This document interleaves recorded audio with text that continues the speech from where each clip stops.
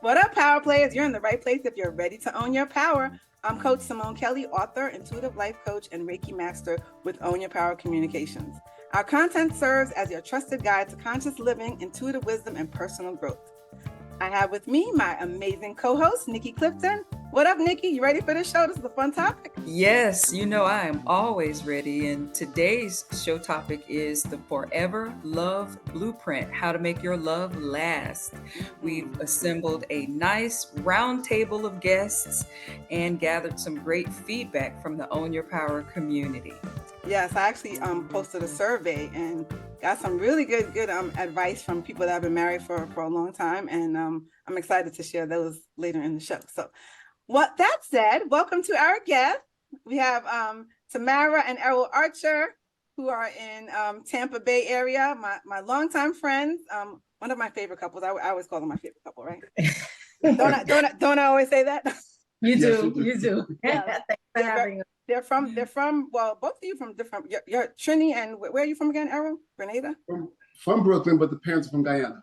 Guyana. I know it was something with a G. Yeah. So I remember hearing their love story. You need popcorn for that. So hopefully we have time to hear that. They acted it out and everything for me. I remember.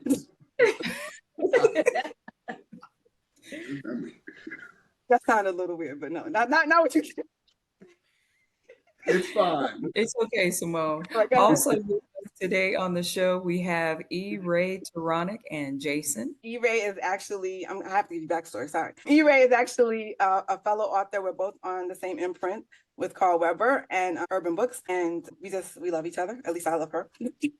I love you too. And we've had her on several shows and featured her, and she's featured me. She's amazing. So I'm very happy to hear about her love story with Jason. Yeah, we want to get the scoop. Y'all look like y'all known each other for a long time. How many years has it been again? 15 years. That's it? The pictures I saw, you look like babies, like you I still look like a baby. I mean, that's probably why, but I mean, Jason looked like he was like 15 in the pictures. I don't know. How old are you? You sure you ain't robbed the cradle? He is like 5 years younger than me. Oh, okay, that's not too much though. That's sweet. We also have coming on later in the show an expert guest who is actually a longtime friend and client of mine and student, Dr. Darlene William Pratis. She's going to share some tips. She's actually a mediator, a reverend, and a relationship coach. So she's definitely heard enough stories about marriages and people dealing with relationship issues. So she's going to share some tips with our listeners as well. We're just going to add to the advice that you guys are going to share. So thank you for joining us. So we're going to jump right in. Let's start with Tamara and Errol. Tell us, how did you meet and how long have you been together? Well, how we met, I'm going to start off by saying we met at work. But Tamara might say... I mean, we met at work, but that's not like where it really started. Like we met at work. We both worked at an advertising agency. We didn't work together because we worked on different accounts. So we would just see each other in passing. Right. So hi, how are you? Hi, right. Hello. And then like a couple months later, one of my friends who is a promoter threw a party in Brooklyn. And so me and my friends went, and I'm like just walking through the party and I see him. I'm like, wait. I know this guy. You know how it is like when you see someone outside of a work setting. I'm like, okay, and you know, he's dressed really nice. And I'm like, okay, hi. And he says hi. And then I go back up to where my friends were at. And then he's like in the area, lingering in that area. And I'm like, I work with that guy. And my friend's like, go dance with him. I'm like, no. And my friend literally like shoves me over there and we dance. And it was like, I don't know. It kind of just, honestly, it felt like, it just felt right at the moment. And that was it. That was 19 years ago. Oh, it's been 19 years already? Yeah. But how long you been married? That's about the number I'm 17. Well, this year will be 17 years. Wow, so, Tamara. I feel I must really known you a long time. I could have sworn it was, I remember when it was your 7th year anniversary. That's what I'm remembering. For some reason. Yeah. Wow. Congratulations. Awesome. Yep. So tell us, E-Ray and Jason, how did you guys meet? We actually also met at work. Oh. So he approached romance going on. He actually was hanging around my desk and I was like, why do you keep coming around my desk? People are gonna think we, and he was like, well, I'm trying to get your number or whatever. And I was like, okay, so I gave him my number. And I told her I was gonna marry her. She's gonna be my wife. Wow. he actually did tell me that after we were talking for a couple weeks, and then I was like, he a stalker. Let me dodge him for a little bit. So I dodged him for like a month after that, and Aw. started talking again. And maybe 6 months later, he asked me to marry him, and then we wound up getting married. Shortly. Aw. And now, how many kids do you guys have again? 2. 2? Aw. Wow. Awesome. Abigail and Connor. So Say that again? I said Abigail and Connor. Oh, okay. All right. Yeah. Beautiful. Isaiah, can you come on camera now? Because you're up next. Greetings. Yeah. Hello there. Hi, Shannon. Hi. Nice to see Hi, you. everybody. Hello.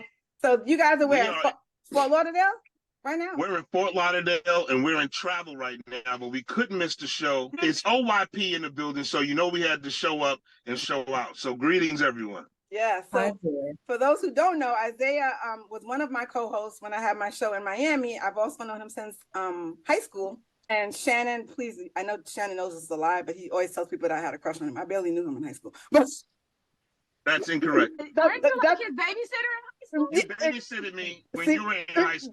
This is Clearly, why, yeah, this you is were a why- lot older than I was at the this time. is why, but this that's is why they're another together. story. But this is why they're together, because see, she's acting just like him. They act exactly alike. It's scary. But no, you're older than me.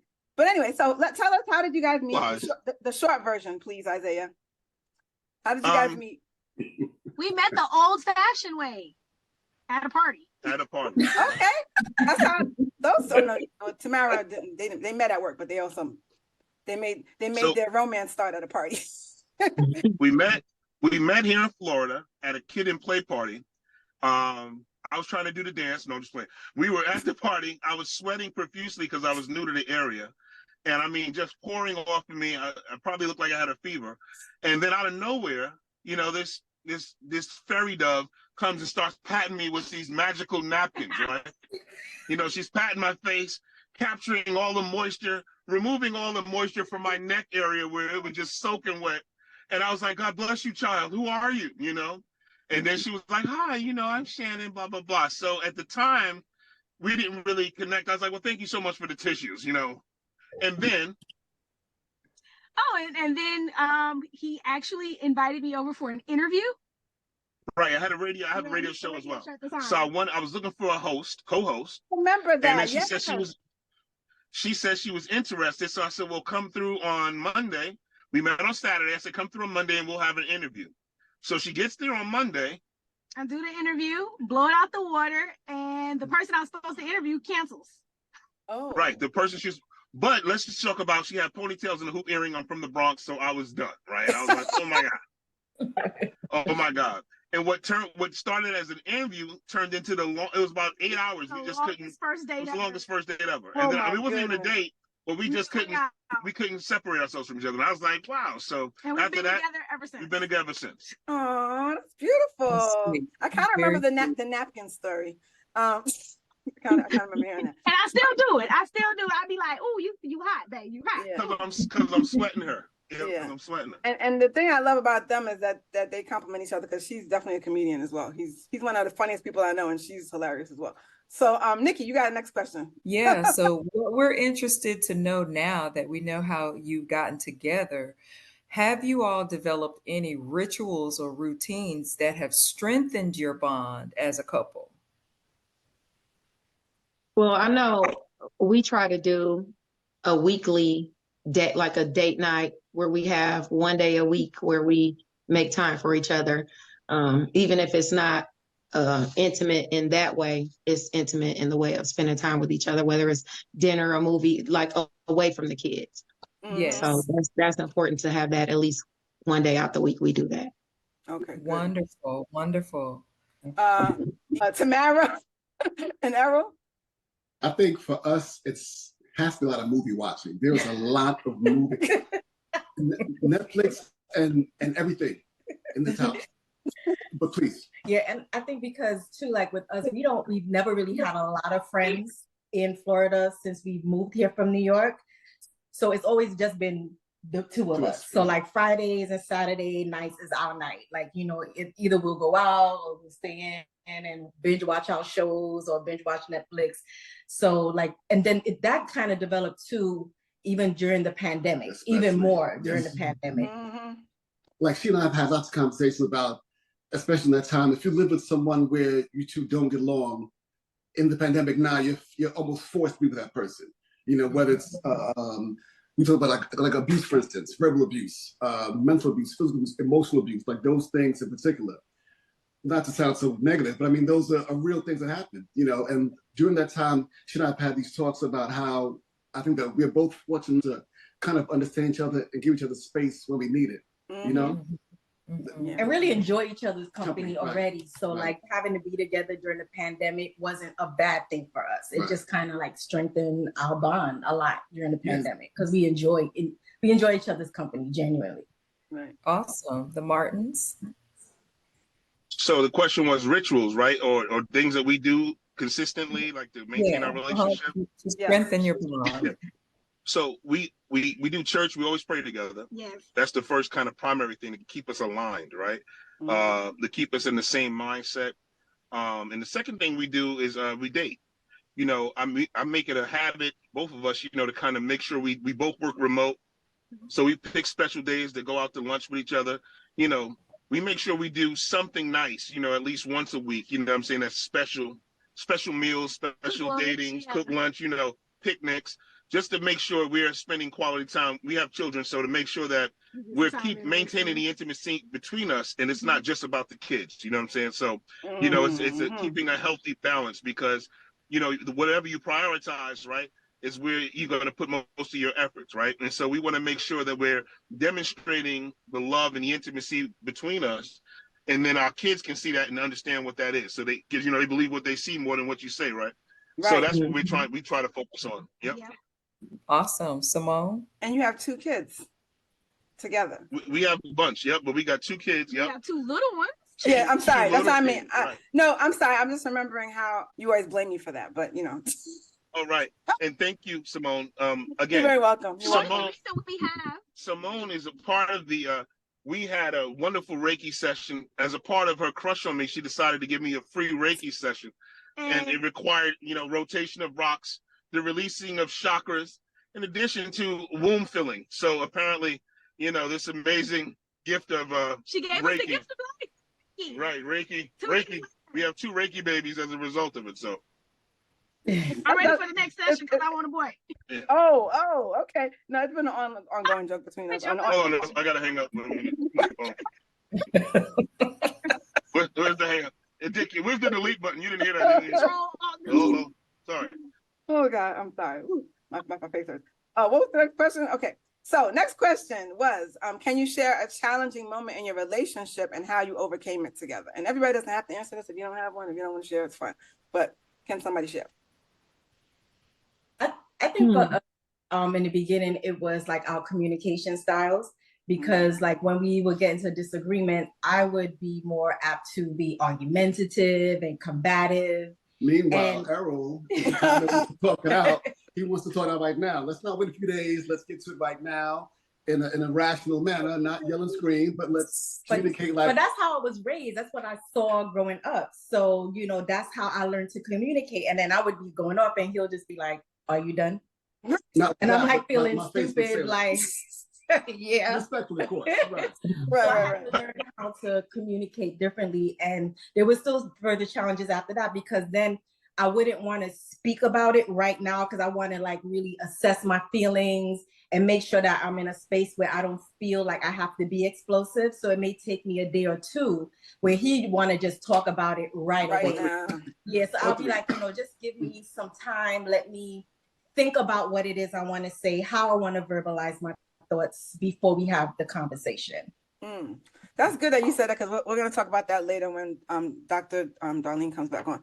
Like how to argue technically, because everybody does have different styles of how they can get things out without throwing plates at each other, right? I feel you, sis. It's okay. It happens to the best of us because I'm on the same page with her. Like, listen, let me think about it before I say something that we both gonna regret. Let me just walk away. Right.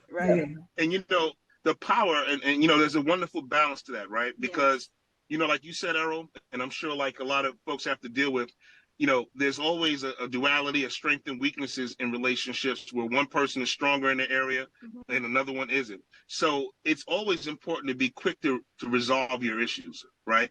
You don't want to allow them to fester and you not deal with it like, oh, I'm mad at you, and then let it sit for days and days. Because what happens is that's distance that you allow to happen between your relationship. So be quick to resolve things, even though it's an emotional thing. You get it, you got to process your emotion, but don't allow it to sit there and turn into a grudge or distance between the two of you. Always seek the intimacy and resolution. And, you know, when you change your perspective about conflicts and arguments, you know, you almost engage them in a way where you're saying, look, it's us against this circumstance or situation. Let's figure out a solution and you know, you grow strength, you build strength from dealing with these trials and tribulations. I always say no struggle, no strength. So whenever you have a situation or circumstance that you have to engage, the fact that you guys get to work together and solution it enables you guys to be better solutioners, or as I call them, solution seekers, because you find a solution and it brings intimacy between you because you learn from each other how to fix things. That's really good. How have you two dealt with anything? He basically, he always says, don't let us see. Wait, let the doctor. I thought she was asking us. Was there somebody talking? No, I'm asking because I'm asking you. I'm sorry. She's not here yet. She's coming on at the end. No, I was asking you, have you had a situation where you had to work through because it was like a difficult situation? Yeah, that's the approach, you know, it's just what they said, which is conflict resolution, right? So there's situations that come up where, you know, we might not be on the same page, but the ability to work through your situations and work through them with the expectation of us getting a mutual understanding of each other, that edifies us. You know, we can't look at it in a way where it's going to put distance between you, where, oh, this is a problem, well, I feel this way, it's your fault. You next time pick up your underwear, you know, and then inversely, you know what I'm saying, well, next time clean the floor. You know, it can be a constant blame game of pointing fingers. But when you understand that the intent of the problem is that if you look at the problem as an opportunity for you to develop strength and intimacy in your relationship, it changes everything. You know what I'm saying? Because, you know, it's not designed to take you apart. It's designed for you guys to become one and to have a mutual understanding and, you know, to get on the same page. How can I serve you? How can I serve you better? And that mindset keeps you in a space where you're constantly trying to understand how to better empathize and provide for your person you're with. Thank you so much, Isaiah. And some of the things that you're saying right now segues right over into the next question. We'd like to get some of the other couples in. What we want to know is, how do you then, since communication is important, how do you then prioritize the communication in your specific relationship? Because some relationships say, let's tackle it right now. Let's not let the sun go down on our wrath. And some relationships say, hey, you know, let's give it a breather. So how do you prioritize communication in your relationships, especially during the tough times? I know with us, he's more of we have good communication, but at times I know that I have to pause because I don't want to say something that I don't want to say, because he'll be quick to tell me that I'm being a jerk. You know, not because of, he says that a lot, like, you're being a jerk, but not because of, like, I'm not loud or anything, but it's just maybe a little snarky the way I say it.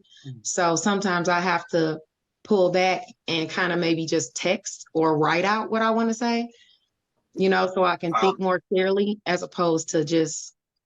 I think Michelle Obama said that a marriage isn't always 50-50. Sometimes it's 70-30, sometimes it's 80-20. Like if she has deadlines to do with books and stuff, I know I gotta help with the kids more so she can meet that deadline. Or like I've had back surgeries before where, you know, I couldn't get out the bed and she would help with things that I would normally do. Right. Oh, like so that. It's just basically we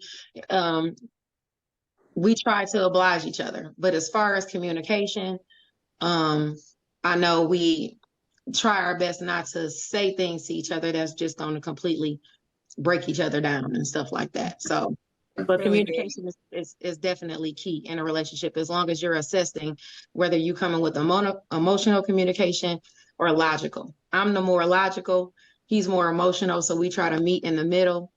And That's very you know, good.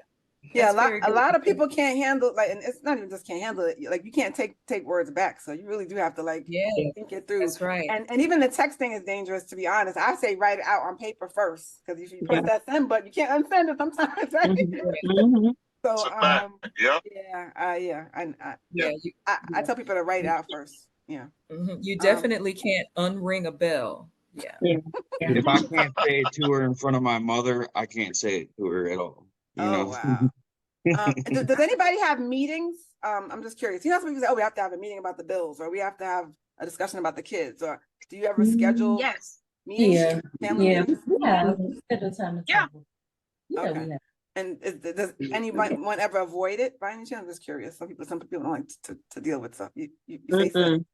Oh, that's I don't good. have a meeting. I say right then, hey, we got to do this. We got to do that. Write this down. Write that down. You know, it's like a constant thing for us. I What are you think gonna- for I'm me, an avoider. I'm an avoider. We got taxes I'm too. an avoider. Avoid. You know, my wife is extremely detailed, and you know, there's a checklist for everything. You know, and so for me, you know, you mentioned earlier prioritization. So there's a 1,000 checklists, and I try to prioritize what adds the most value at the time. So I think we have different perspectives on that, because I'm like, that's not a priority. This actually is, you know. So, and even balance, you know, I'm big on balance. So I'm like, we need to go to the park with the kids prior to doing our taxes, because that might take a long time. So, you know, we kind of work back and forth, you know, and so that's how it works for me. Okay. I avoid to prioritize, and you know, so. And that leads to my next question. But Errol, you had something to say before I jump into that. it centers around the same idea of prioritizing. You know, if you know you have to have a talk, then let's have that talk, not bring it about and say, well, what do you think? Or I'll try to avoid it. It's not like that. It's like, it has to be had, let's have it and flush it out and move on, you know? And I Right. think Right. what I admire too about him is that he can move on quickly. Like, we can have a disagreement, and like, I'm the emotional one, he's the logical one, and I'm still like riled up. He's like, so what we eat for dinner? And I'm like, Yes. Next topic. Yes. you know, but like, he just moves on so quickly, and I had to learn how to do that too, because I'm like, what am I gaining from stewing Being in angry. Yeah. Like, I'm wasting time, you know, that I can be spending with my husband, us enjoying each other, with me being upset when I know we're going to move on. So like, let's just move on quickly. Right. You know, That, so. that hot Trini blood you got. Right. I agree. Yeah. Well, you know, it's really interesting, because you guys are pretty much explaining my next question, where I was going to ask, how do you think your partner balances you out? Because, you know, sometimes they say opposites attract, and you might not be opposite per se, but there's parts of your personality, like somebody might be more calm than the other one, another one is type A, somebody might be more creative, the other one's more analytical. Like me, y'all know me, I'm very hyper. I can't be with nobody hyper, because it drives me crazy being myself, you know. So what do you guys do that helps balance each other? Thank you, Dora. I know he's more. My middle name, yeah. Sorry, go ahead. Well, I would say that he's more. He balances me out because he's a little more compassionate than I am, or he brings the compassion out of me more, because I'm more logical and work focused and stuff like that. So he brings the homey vibe and the compassion, and you know, so that helps a lot. I mean, I'm mothering with my children and stuff like that, but Right. I can be Right. so he's more like relaxed. Right. I don't crying in a sad movie. She's more uptight. Like, she don't like people seeing her emotions. Oh. She's like this. Shut up. Exactly. I'm definitely type A. And Errol is definitely more laid back, more level-headed, more calm, so, and very patient, because I can be very impatient. So he's taught me a lot of patience. So we kind of balance each other out there. But we're both creative, but you know, we really play off of each other's creativity. And I think that for me, I know me personally, I've become a much better designer because of what I've learned from him in his discipline of design. Yes. So it's really complemented what I do as a designer. So like that really balances me out. Yeah. They're both so creative, y'all. Like the way they dress, their house. I mean, I want to go visit again because their house is like Airbnb. It's like a beautiful house. And just a little plug. My girl Tamara designed the inside of a what? A cruise ship, world's largest cruise ship. Nice. Like she's this is not no rinky dink designer. She's Yeah. So just wanted to plug her. She ain't gonna plug herself like I will plug her. All right. So with that said, even though you two are the Bopsy twins, Isaiah and Shannon, but let's hear the opposite. So how do you balance each other out? I would say I'm definitely more on the organized side, and he is a little bit more not chaotic, just a little bit more on the spur of the moment side, right? Yeah, and so I'm more big picture, strategic, large vision kind of thing. Very true. And she's detail oriented, so it works out incredibly well. Because I can create the whole strategy or whatever it may be, and she fills in all the sand. Like she pours it and fills in the gaps, so it works out well. He's literally A to Z, and I'm like A, B. Gotta get B first. C. You already at the finish line. I need you. Like we got to actually get the shoes first to run. Like we balance each other out real good with that. Okay, I have feedback from the Own Your Power community. Yeah, so just before we get into the feedback, why don't you guys give us a quick 15-second clip on what is your major point of advice to give to couples who are aspiring to have a long-lasting relationship like yours? Make time for one another. Absolutely make time for one another. That's good advice. Very, very awesome. Okay, Martins? Don't let a seed become a weed. Ooh. Fix it fast, and like when you see it, fix it regardless of how you feel. Take your emotions out of the situation and know that you're there for the betterment of each other. So he always tells me that, like, I'm like every other woman on the call. I'm Peppermint Petty. Like I am here, I'm with it. But he's like, don't let a seed become a weed. We in this marriage, we're in this relationship, we love each other. It's not me against you, it's us against everybody. So as long as I understand that, it makes it so much easier to deal with. Beautiful, beautiful. The Archers? I think it has to be communication, no matter what's happening, good or bad. Baby, we got to figure this out. Oh, baby, I figured it out. Oh, baby, you should figure this out. But you have to talk it out. Communication is key. That is the only way, I think, or one of the major ways that relationship, that bond, that love, that friendship, whatever you call it, that me, you, us against the world thing, that's how it has to begin, And I would add too, I mean, as cliche as it sounds, and you hear people say this all the time, is friendship. Like you have to like who you're with. Love is not enough. People fall out of love all the time. They love someone, but they're not in love with them because they don't like that person anymore. So like who you're with is very important. You have to like who that's a good one. Like is a big deal. All right. Yeah. Thank you guys so much. All right, Simone, so you have some feedback from the Own Your Power community? Yes. I just got to say, one of my highlights of the survey was my very favorite teacher in the whole wide world, third grade teacher, follows me. We're friends on LinkedIn. And so I posted the survey and she responded. And she's been married 44 years. So I said, wow. Anybody can share some tips, break it down, Miss Martha. So I mean, I'm literally like a groupie. Like when a teacher has touched you in some way, it's like it's amazing. Yeah. I'm 50 years old and I'm still raving about my third grade teacher. So some of the people that answered, I have three couples. I'm just going to share some of their highlights from the survey that I liked. So Miss Martha met her, Eileen Martha's her name.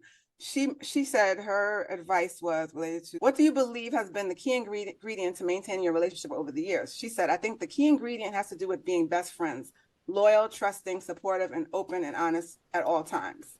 So yeah, a lot of people say best friends. Do you guys consider yourselves best friends? Definitely. Yeah. Okay. Yeah. That's awesome. Say that again. I said we're buddies. Yeah, you gotta be. Another couple that responded was Will and Pauline in Florida. They're actually like kind kind of my cousins, I guess you play cousins, you want to call it. And they said their reason for staying together is love and commitment to stay the course. One of the rituals that they had was eating out, probably more than we should, respecting each other's space when the like is not there, but love is. Isn't that interesting? We were just talking about that a minute ago. Yeah, because everybody thinks it's like a fairy tale. Like there's gonna be times where you probably aren't really on the best of terms, and you probably need to give each other space until you work it out, right? Another tip I liked. Oh, these were heavy. So related to the challenging moment. Remember we asked that question, you guys. Can you share a challenging moment in your relationship and how you overcame it? One was from Stephen and Felicia. She said she had breast cancer in 2016. Because of our shared foundation, my husband automatically filled in and picked up the slack so that I could devote 100% to my healing. They have 2 children. He joined me in my lifestyle change, including becoming vegan and committing to physical fitness. We both lost 200 pounds together, and we are in the fittest shape of our lives. Isn't that amazing? Yeah. That's beautiful. Yeah, and I've known them over 30 years or something like that. Yeah, and I went to their wedding too. I love how they defined love. What's your definition, based on your experience, what is your definition of love? And Will and Pauline said, being open to seeing and accepting each other for the long haul in spite of being different. And then the Samuel said, that's Felicia and Stephen, considering another person above yourself. And then Miss Murtha said, for me, the definition of love means that I am my very best self with my spouse. We share the same values in life and enjoy doing things together, which brings the heart ticking and the romance going. Okay, Miss Murtha. Okay. Okay, third grade teacher. So does anybody want to share their definition of love? That's actually a hard question. If you have one. I think it is caring for somebody or caring about somebody a lot of times above how you care about yourself or how much you care about yourself, because you might even feel like you've given too much or, they're taking advantage. But at the same time, if you love that person and you're going through something, sometimes you have to give a little more. Okay, oh, sorry, go ahead. I think that love is also not projecting your fears and insecurities onto your partner, because that allows them to grow as well too. Yeah, and I think for me, that's been great, because I always have like these wild ideas and I want to do this, I want to do that. And I get kind of fearful and I tell him about it. And then I'm surprised at how like receptive he is to it. Like, he doesn't, he doesn't let my fears get the best of me, and he doesn't project his fears onto me. So that's helped me grow and really explore. I love that, because even just in my job as an intuitive life coach, I see so many people playing small because they don't want to intimidate their partner. And they're not tapping into who they're supposed to be because, I don't want him to think, or I don't want him to, or vice versa. It could be the guy. Like I'll just stay in this little boring job and not fulfill my passion because, I don't want her to think something, or I don't want her to feel, so I love that you guys support each other in your dreams and your visions. Even we have the writer here, we got the creative people. And I don't know what you do. What do you do, Shannon? I'm a contractor. Oh, I don't know. I thought you were a nurse for some bizarre reason. Contractor, okay. I could have been a nurse. I could have been. I did used to actually care for people. That was one of my pastime jobs. But yeah, I'm a contractor. I actually work with a company and teach people not to do things that they shouldn't do. Don't click that. Don't do that. So I have to train people all the time. Okay. All right, well, Nikki, you can share some tips, and then Dr. Darlene is in here, and we're actually doing great on time. I'm so proud of us. Okay. All right. So according to the Journal of Marriage and Family Therapy, couples saw success 70% of the time with these 2 points: relationship satisfaction and relationship commitment. And commitment is defined as based on measures where the partners want each other and not necessarily need each other. So 70% of couples found success in the relationship based on commitment and satisfaction, and that commitment is based solely in wanting each other and not needing each other. And I think that is absolutely gold. Yeah. Okay. Any other quotes? Because we got Darlene, Dr. Darlene, can you come in? I know you're not coming on camera, but can we hear you?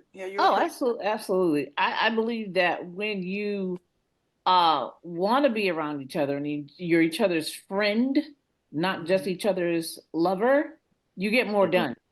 When you meet each other, there's a dependency there. And I want you to imagine, well, I've got to have water and I've got to have air and I've got to have food. But you don't got to have that person because there's too many other persons. But if you just want them, you enjoy them, and you like them, it's more there's than no loving pressure. them. Amen. Liking a person is more than loving a person. Trust me. If I like you, I like your energy. I want to be around you all the time. That is so much more fun than, I just need to be around you because we got to get these bills paid. Yeah. So I want to follow up Yeah. to something you said earlier, Dr. Darlene. I want to circle back to something that you said on the interview that you did at the Super Bowl halftime. You said that as a relationship mediator, as a relationship coach, rather, you come from a spiritual place. How important is spirituality in creating a healthy relationship, if at all important? Look, understand that energy draws energy. And your spirit is filled with that. That's what it is. It's this corporeal energy that's always flowing through you, back and forth, top and bottom, left and right. But if you're sending out the wrong thing, what do you think you're going to get back? Like attracts like. It's just a common thing. And so when I see people together and I'm like, okay, so you like him, but don't tell me he's cute, because a puppy's a cute. Babies are cute. Monkeys at the zoo are cute. More to it than cute, for sure. Yeah, it's got to be. Oh, well, he has a good job. Okay, my daddy had a good job, but no, next. I go through a 500 questionnaire where you have 500 questions that you're answering with me, and they have to make sense. That spiritual energy is very, very important. You have to be open enough, transparent enough, and vulnerable enough to say, this is something that does not work for me, and recognize it's not a fail, it's a lesson. That leads me to one of my questions for you. And then if you guys want to jump in, please do. We did an actual show about this like probably 12 years ago. It was called Deal Breakers. So obviously there's a reason why you guys stayed together, because maybe you worked out whatever your deal breaker might have been, or what have you, or maybe you didn't have any deal breakers. But there's obviously reasons why you wouldn't stay with somebody. Like mine would be, don't put your hands on me, I'm out, and I'm calling the cops. If I don't kill you first. Let me start. Oh, sorry, we can't say it on the internet. Sorry, unalive you first. But with that said, what would be some deal breakers you think would be a reason why people need to actually divorce or split up, and if they're just in a relationship? Doctor, what do you think? Well, let's start with, when you get into this relationship, that should be something you talk about up front. Okay, this is not a back end situation. Good point. Catch me at the end when it's almost over. No. We need to start this like when a baby is born. You don't instantly give it ribs. You start having a whole conversation about, well, what are your deal breakers? Now, see, this leads to that vulnerability. This leads to that open communication. Because now you're going to find out whether that person is receptive to listening, actively listening, not just hearing you, actively listening. People who actively listen, I find they always want to take notes, and they always want to circle back around because they always want clarification. Finding out if something is a deal breaker up front is so much better than waiting 5, 10, 20, 30 years in. You knew that when you walked through the door. Right. James knew that if you no longer dressed in miniskirts, he wasn't about that life. Jane knew if you weren't making 40, 50, 60,000 extra dollars on the side so she could go shopping for her Gucci bag, she wasn't about that life. She knew this.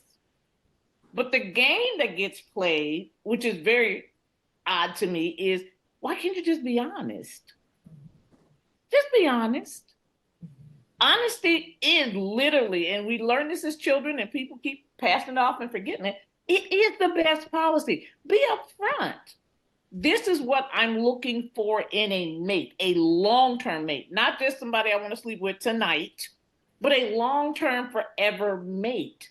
Someone that I want to share my entire life, my dreams, my hopes, and I'm not afraid to tell them what I like and what I don't like, because they're my safe haven. They're my place.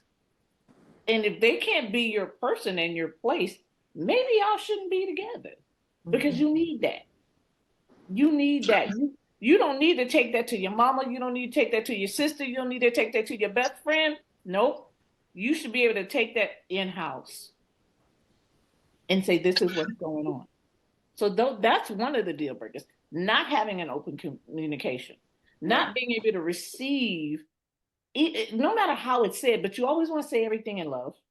You want to make sure that it's constructive in a way that it's not destructive and it's not blaming. That's a fact. I like that. I'm sorry, same thing Doctor was saying about honesty. Like for me, that was it. And I don't think I've ever told Simone this, but it's just a certain idea or feel I get from her when I first met her. That is just being upfront about everything. Whether it's good or bad, let's figure it out. We'll find a way. It might be tough right now, but we'll get through it. Trying to put some positivity in the situation. So that idea of honesty for me is the thing, the deal breaker. Right. I constantly teach people faith over fear. And they always, well, what's that to do? That's Jesus. No, baby. That's real life. People fear if they tell you, hey, you know what, Isaiah, I really don't like that red shirt you're wearing, bro. I wish you start wearing blue, because blue is my favorite color. Oh, guess what? Tomorrow, girl, you can't smile. I don't need you to smile, because when I'm walking, you need to look mad like me all the time. These are things, y'all laughing, but I'm telling you, there are couples in this world, they will not tell each other the truth, not just because they don't want to hurt each other's feelings, because they have this fear. They've already anticipated in their head how their partner's going to react. Wait a minute. Give them they have 4 hemispheres of their own. Why are you trying to take over? This is not AI. This is a human being that you say you love. And I keep explaining there's a difference about being in love and loving someone. Okay? Being in love can end tomorrow. When I love you, I love you. I have gone deep down in my soul, physically, mentally, emotionally, spiritually, socially, financially, and every other way, because you got everything of me. And I just want you to give it back the same way that I got. So Dr. I liken it also to, I was just going to say, I liken it also to, there's a difference between falling in love and walking in love, right? Thank you. When you fall in love, like that. When you fall in love, there's no, when you fall, it's accidental. You usually trip over something. It wasn't anything that you planned. It's just something that happens to you, right? Come on. And so the difference between falling in love and walking in love is this. When you walk, you have a direction that you're intending on going to. You intentionally take steps towards that direction. And no matter what, you're making it to wherever it is you're going. It's a continual progressive action. And so when you fall in love, that's one thing. That's a beautiful thing. It feels great. But there's no intention. There's no understanding. There's no wisdom. There's nothing that's in that you have personally sacrificed or put action and work into to get you moving forward. Walking in love requires all of the above all of what I just mentioned. It requires direction. It requires intent. It requires discipline. It requires for you to take actions and steps towards progressing forward together. So I think that's what's critical, in that space. And just one more thing, I heard that we were saying, oh, these are my requirements, and you kind of get that stuff out up front, right? A lot of folks have requirements up front, but you know what, the goal of this whole love thing and long-term love is grace, because you have to have enough grace to allow somebody to change over time. The person you met 10 years ago ain't the person you know today. So the fact that the communication, like Earl was saying, if you continue that communication, you get to fall in love all over again every time, because every year, every 6 months, maybe every 2 or 5 years later, you're a new person. But because you've maintained and found a new way to understand and love that person, your love has progressively grown in alignment with your walk. So we have to have grace. We can't put conditions on it to say, well, if you don't do this, then it's not even when you love, it's unconditional. So we gotta have the grace to allow somebody to grow and change their perspective. So that's all. Yeah, and people do change, and they hopefully they do grow. So that's sometimes somebody grows more than the other. But I would like to take up a collection for the sermon that just happened. Everybody put something in the bowl for me. Amen. Thank you. I want to say to Isaiah, falling for me represents pain. Okay, think about it. When you were a child, you scraped your knee. It was like, ooh, ow. Walking. There you go. Represents you got my hand, you got my heart. Let's go, bro. We got this. That's it. See, falling gives you that, and that's why I said falling. Yeah, okay, you can fall in love and be out of love tomorrow because you hurt that knee and you okay. But when you are in love with somebody, really in love with them, it ain't no conditions. So much slides. Okay, so much slides. So Dr. Darlene, what we want to find out then, and this perfectly dovetails with what Isaiah was saying about the grace part. When you have two people coming together, their histories are colliding. So just by nature of those differences, you're going to have disagreements. What are some tips for arguing well? Because it is an inevitable part of the relationship, right? So what are tips for arguing well with grace? Now, the couples I work with, the first thing I tell them is don't argue. You're adults. You're adults. Respectfully discuss. Do not argue. Disagreement. Okay. And I recognize there are those who like to yell, they like to scream, they like to raise their hands. I got it. I understand. I also ask you to be kind and recognize that assume that your partner is coming from a place of good intention, not necessarily bad intention. Not necessarily. They may have said something or acted, but it wasn't with malice. Don't assume instantly that it's with malice. Come with a discussion. Don't come with the blame. Don't come with the problem. Everybody knows what the problem is. Do not bring up a problem from 3 years ago. It has no relevance in this case. If I were the judge, overruled. That got to go. Okay. What is going on right now, today? Because literally what just happened was history. Yes, you are bringing all these things together. You're bringing my life and your life together. But let's talk about that. Don't push it under the carpet. Train yourself to listen actively to your partner by always saying, hey, let's take some time apart, think this through, get a notepad and a pen, and let's come back either over dinner, over drinks. You want to do that, but in a calm setting. There's no yelling there, because if I'm screaming, I can't hear you. We can sing together, we just all can't talk together. That's the phrase that my parents taught me. No, a long time ago. We could all talk, nobody's gonna hear anybody. I need us to talk not over each other. Recognize your partner, there are pain points that you want to pay attention to. That's right. Pay attention to those pain points. So you don't keep hitting the pain points just out of, I just want to do this. No, don't do that.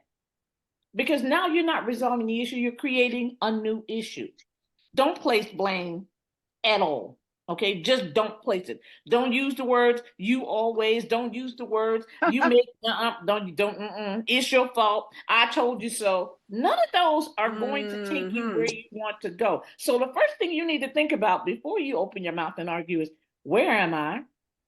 Where do I want to be? Where do I want to be? Where you want to be is resolved, happy, and back to where you were before all of whatever that was began. And if you feel like you're heated, like I said, take a break, take a walk. Yep. That's a good one. Take a break, take a walk. Go meditate.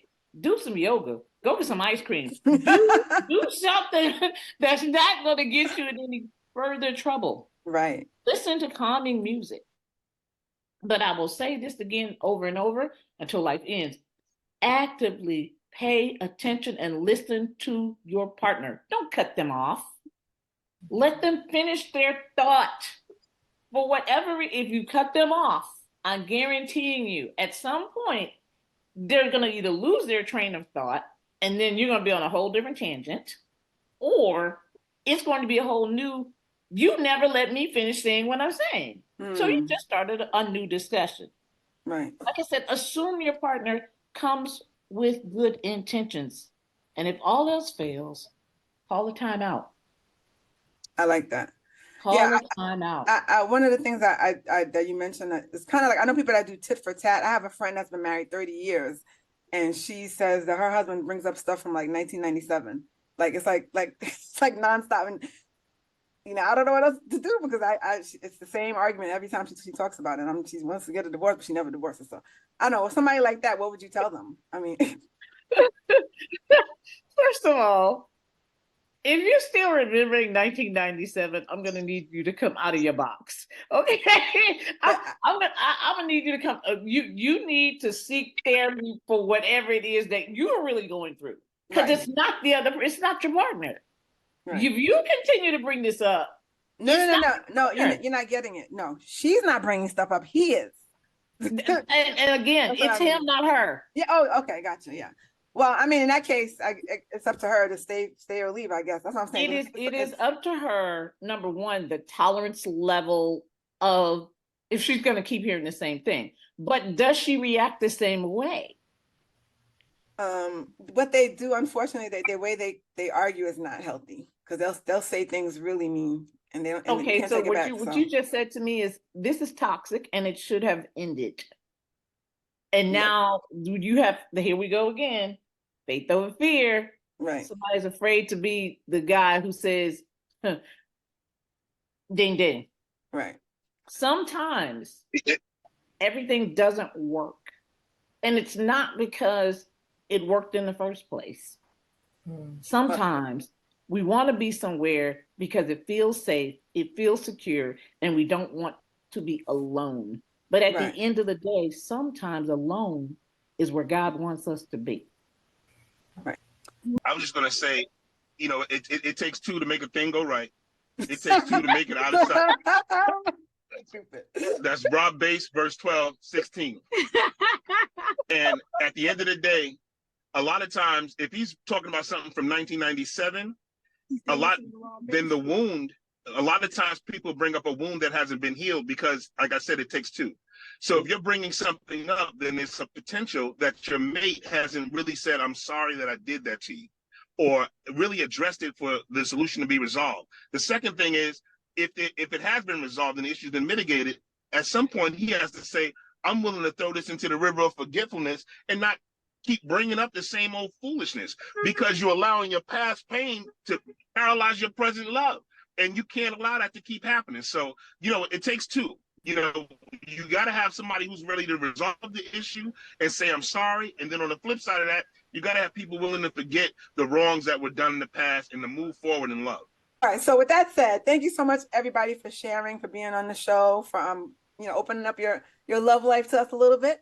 And inspiring other people, because the Forever Love Blueprint, and we're gonna make an article about it as well, and hopefully we can include obviously your story and some of the other people that filled out the survey, their points, to help many other listeners. So yeah, we are very, very excited that you guys were here to share with us. I want you to just quickly tell us how we can reach you, since you all have businesses, or it's up to you if you want to share. But Tamara, you want to share your link?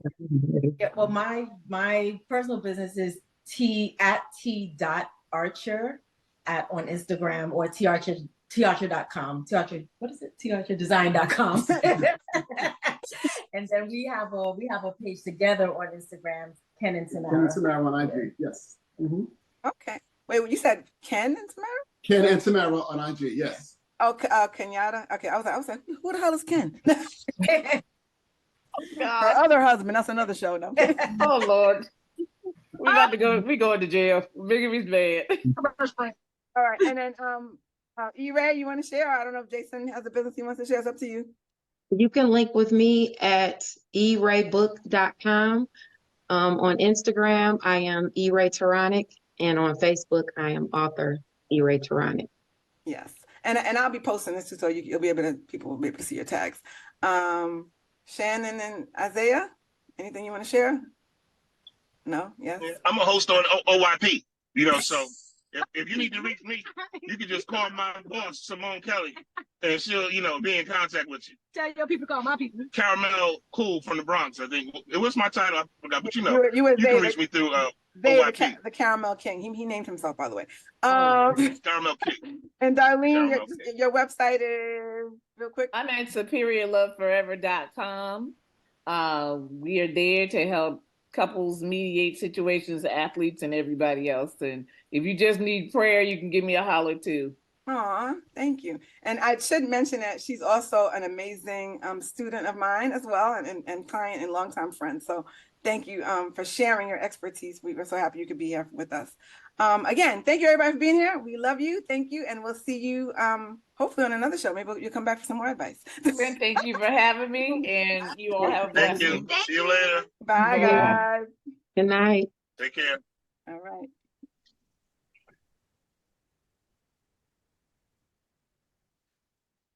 Thank you so much for tuning in to the Own Your Power Lifestyle Show and learning all about how to make love last for the Forever Love Blueprint. I think that was an amazing show. What do you think, Nikki? It really was. Lots of good tips. And if you enjoyed this show, please give us a 5-star rating on whichever platform you're listening to us on. Be sure to comment and like. We would absolutely love to hear from you.